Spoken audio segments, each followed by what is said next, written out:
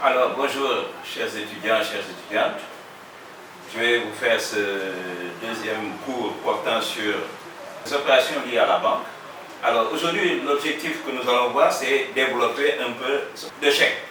Alors, on a vu la fois dernière qu'est-ce qu'un chèque. On a vu un chèque, c'est un ordre donné à sa banque d'enlever un certain montant de son compte et de le virer dans le compte d'une tierce personne ou de soi-même. Quand on vous le verse à vous-même, on parle de chèque de retrait. Mais quand c'est une tierce personne appelée bénéficiaire, là on parle de chèque stamp. Alors, je vous avais dit que le chèque en général, c'est de la monnaie du nom scriptare, qui veut dire monnaie écriture. Ensuite, nous avons développé les typologies de chèques. On a eu ce qu'on appelle le chèque visé. Alors, le visa d'un chèque, ça signifie simplement qu'au moment où on établissait le chèque, que le montant était dans le compte. Par contre, quand on cherche une certification de chèque, la garantie est plus élevée. Non seulement la banque certifie que le montant est dans le compte, mais elle se donne l'obligation de le bloquer pendant la durée de présentation du chèque, c'est-à-dire 8 jours. Ensuite, il y avait le chèque à blanc. Le chèque à blanc, c'est le chèque que dispose en général la banque. Quand vous n'avez pas encore votre chéquier, elle peut vous faire un chèque à blanc. Et aujourd'hui, on a vu que le chèque à blanc remplace même le chèque certifié. Parce que le chèque à blanc, c'est le chèque même de la banque. Quand elle vous fait un chèque, elle certifie déjà que le montant est dans le compte. Ensuite, nous avons vu ce qu'on appelle les chèques barrés.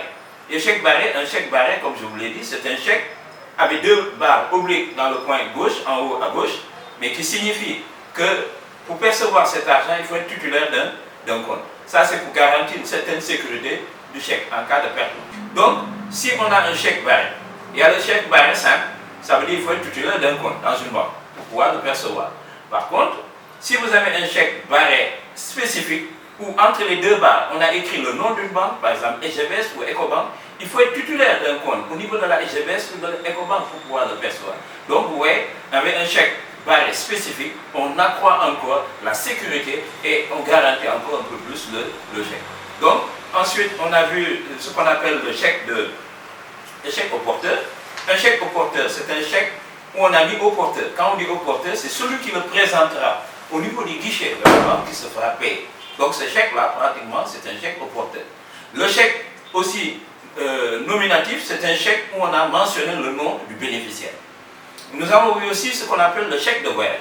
Le chèque de voyage, comme on dit, appelé en anglais travel check, en général, ce chèque, on vous le remet quand vous voyagez.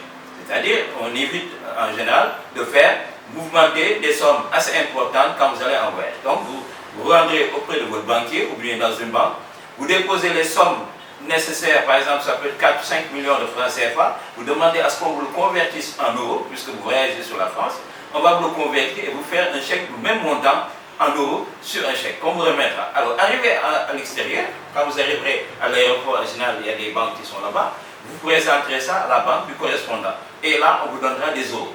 Donc ça, c'est pour éviter qu'un moyen de bancaire, un moyen financier, quitte une zone pour aller vers une autre zone. Parce que, comme on le dit, une monnaie, quand elle sort de son état, de son espace, pour le revenir en général, elle sera revendue par la banque centrale qui l'a. Par exemple, si ça part en Europe de francs CFA, le jour où la banque européenne revend ses francs CFA à notre banque, ça va coûter cher.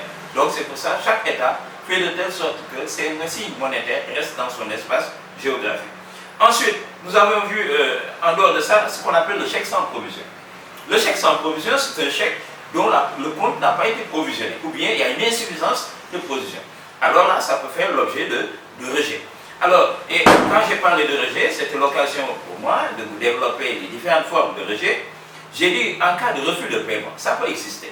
Vous arrivez, vous déposez un chèque au niveau de la banque le rejette. Alors, quels sont les motifs qui peuvent pousser une banque à rejeter en quelque sorte votre compte? Plusieurs motifs peuvent se présenter. Il y a d'abord ce qu'on appelle l'opposition. On peut faire opposition à un chèque. Lorsque vous perdez un chèque, la première chose, c'est d'avertir votre banque pour que ce chèque-là soit bloqué, pour que personne n'arrive à retirer cet argent, puisque vous avez perdu votre chèque. On dit que vous faites opposition. Deuxièmement, il y a ce qu'on appelle l'irrégularité. C'est quand vous établissez un chèque qui ne respecte pas les normes. C'est-à-dire un chèque, par exemple, dont le montant n'est pas mentionné, le chèque qui n'est pas signé, ou bien un chèque où la signature n'est pas conforme, tout ça c'est des irrégularités. Donc en cas d'irrégularité de l'établissement d'un chèque, on peut le rejeter. Troisième possibilité de refus d'un chèque, c'est quand il y a une absence de provision, ou bien une insuffisance de provision. Mais je vous avais dit que quand la provision est insuffisante et le montant, l'écart entre le chèque et ce qui a été provisionné, l'écart est très faible, en général, elle vous paie et après elle demandera au titulaire de rembourser cet argent. Mais quand l'écart est assez important, ça fait l'objet d'un rejet de chèque. Ensuite, dernier élément de refus d'un chèque, c'est en cas de prescription.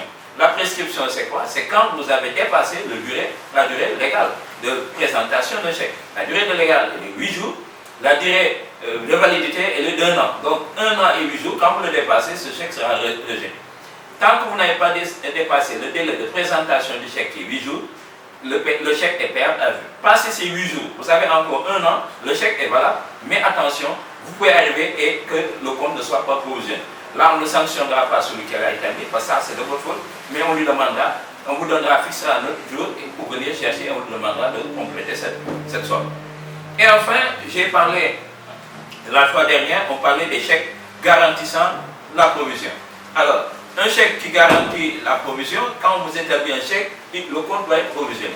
En cas où le compte n'est pas provisionné, alors ça, on peut faire des recours. Il y a toute une procédure que vous verrez dans le support que je vous ai ajouté pour montrer comment on règle un chèque sans provision. Parce que de toute façon, le chèque sans provision, quand vous l'établissez, la banque a le devoir de signaler ça au niveau de la banque centrale, particulièrement au niveau des fichiers de ce qu'on appelle la fiche des incidents de paiement. Cette fiche-là est fichée de personnes qui ont établi qui ont établi des chèques sans provision. On parle de délinquants bancaires. Alors, cela, quand vous êtes fiché au niveau de la banque centrale, vous n'aurez plus l'occasion d'émettre des chèques, ou bien parfois même, on peut bloquer votre compte au niveau de toutes les banques du monde.